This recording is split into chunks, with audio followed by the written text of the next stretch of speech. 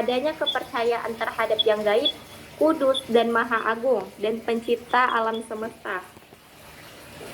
Yang kedua, melakukan hubungan dengan hal-hal di atas dengan berbagi cara, seperti dengan mengadakan acara-acara ritual, pemujaan, pengabdian, dan doa. Dan yang ketiga, adanya suatu ajaran atau doktrin yang harus dijalankan oleh setiap penganutnya. Yang keempat, penganut ajaran Islam. Ajaran tersebut diturunkan oleh Tuhan tidak langsung kepada seluruh umat manusia, melainkan kepada nabi-nabi dan rasulnya. Selanjutnya akan dibacakan oleh Suci. Baik, di sini saya akan melanjutkan materi yang telah dibacakan oleh Alia. Paradigma ilmu bebas nilai dan ilmu tidak bebas nilai. Rasionalisasi ilmu pengetahuan terjadi sejak René Descartes dengan sikap skeptisisnya meragukan segala sesuatu, kecuali dirinya yang sedang ragu-ragu. Sikap ini berlanjut pada Aus Clarum, Suateura yang merupakan suatu usaha manusia untuk mencapai rasional tentang dirinya dan alam. Istilah ilmu dalam pengertian klasik diartikan sebagai pengetahuan tentang sebab, akibat, atau asal-usul. Joe menunjukkan bahwa pengertian ilmu mengacu pada 3 hal, yaitu produk-produk dan proses masyarakat. Ilmu pengetahuan sebagai masyarakat artinya dunia pergaulan yang tidak tanduknya perilaku dan sikap serta tutur katanya diatur oleh 4 ketentuan, yaitu universalisme, komunalisme tanpa pamrih, dan skeptisisme yang teratur.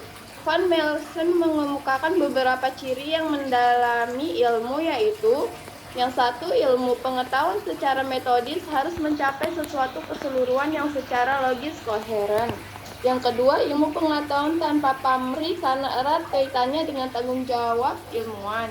Yang ketiga, universalitas ilmu pengetahuan. Yang keempat, objektivitas, artinya setiap ilmu terpimpin oleh objek dan tidak distorasi oleh prasangka-prasangka subjektif. Yang kelima, ilmu pengetahuan harus dapat diverifikasi oleh semua peneliti ilmiah yang bersangkutan. Karena itu ilmu pengetahuan harus dapat dikomunikasikan. Yang keenam, progresivitas, artinya suatu jawaban ilmiah baru bersifat ilmiah bila mengandung pertanyaan-pertanyaan baru dan menimbulkan problem-problem baru lagi. Yang ketujuh, kritis. Tidak ada teori ilmiah yang definitif.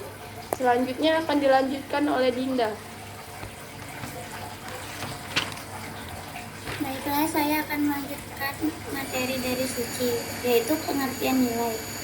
Filsafat sebagai philosophy of life mempelajari nilai-nilai yang ada dalam kehidupan dan berfungsi sebagai pengontrol terhadap keilmuan manusia.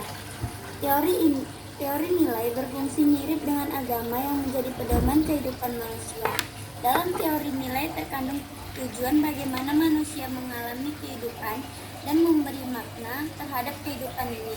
Nilai bukan sesuatu yang tidak eksis, sesuatu yang sungguh-sungguh berupa kenyataan, bersembunyi di balik kenyataan yang tampak, tidak tergantung pada kenyataan-kenyataan lain, mutlak dan tidak pernah mengalami perubahan.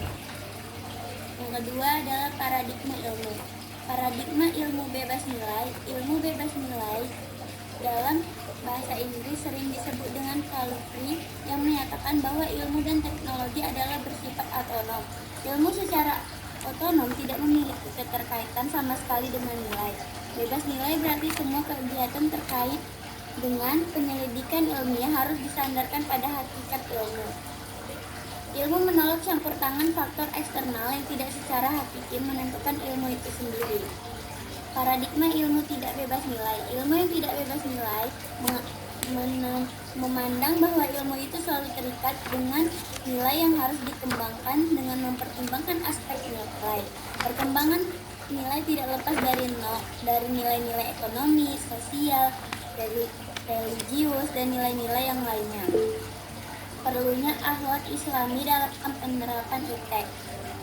Kemudian ilmu pengetahuan, teknologi, dan seni dunia yang kini dipimpin oleh peradaban barat satu abad terakhir ini mencegangkan banyak orang di berbagai penjuru dunia. Kesejahteraan dan kemakmuran material yang dihasilkan oleh perkembangan iptek modern yang membuat orang lalu mengagumi dan meniru-niru gaya hidup peradaban barat tanpa diberengi sikap kritis terhadap segala dampak negatif yang diakibatnya. Padahal Islam sangat memperhatikan pentingnya ilmu pengetahuan, teknologi, dan seni dalam kehidupan umat manusia. Martabat manusia di samping ditentukan oleh peribadahannya kepada Allah, juga ditentukan oleh kemampuannya mengembangkan ilmu pengetahuan, teknologi, dan seni. Islam sangat mendukung umatnya untuk melakukan riset dan bereksperimen dalam hal apapun, termasuk dalam iptek. Saya akan lanjutkan ke moderator. Baiklah, itu tadi mengenai etika pengembangan dan penerapan teks dalam pandangan Islam. Apakah teman-teman ada yang kurang paham atau ingin bertanya? Saya. Ya. Ya, sebutkan Ya, dulu NPM-nya ya. Saya ingin bertanya, NPM dengan siapa? makalah Dwi Nandita. di bagian 2.3 Dwi Nandita, NPM-nya berapa? 40 Bu, 2202 2202 090. 0040. Ya, silakan. Di dalam makalah halaman 6 di bagian 2.3 kan ada tentang perlunya akhlak Islam dalam penerapan iptek. Nah, apa yang akan terjadi jika iptek diterapkan tanpa dilandasi akhlak Islami? Apa yang terjadi? Jika iptek diterapkan tanpa dilandasi akhlak Islami.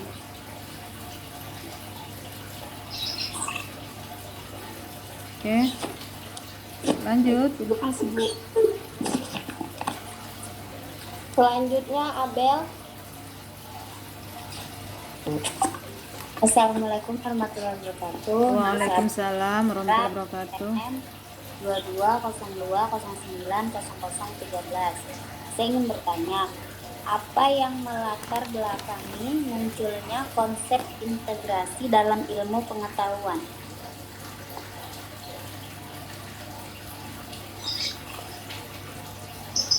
Apa yang melatar belakangi? Munculnya konsep integrasi dalam ilmu pengetahuan. Munculnya konsep integrasi Islam ya, integrasi Islam. Tentu integrasi Islam dalam ilmu pengetahuan, gitu ya? Integrasi Islam.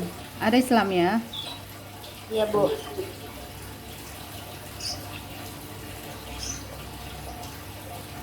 Selanjutnya ada yang ingin bertanya? Saya. Ya, Angel. Assalamualaikum warahmatullahi wabarakatuh. Saya Angel Ria Asudamani dari kelompok 1. Saya ingin bertanya, Dengan NPM berapa, jadi Angel? bagaimana tanggapan kalian? Angel, NPM-nya NPM 4 Bu. 41. Iya Bu. Oke, lanjut. Jadi, bagaimana tanggapan kalian tentang agama Islam yang berkaitan dengan penyalahgunaan perkembangan iptek? Terima kasih.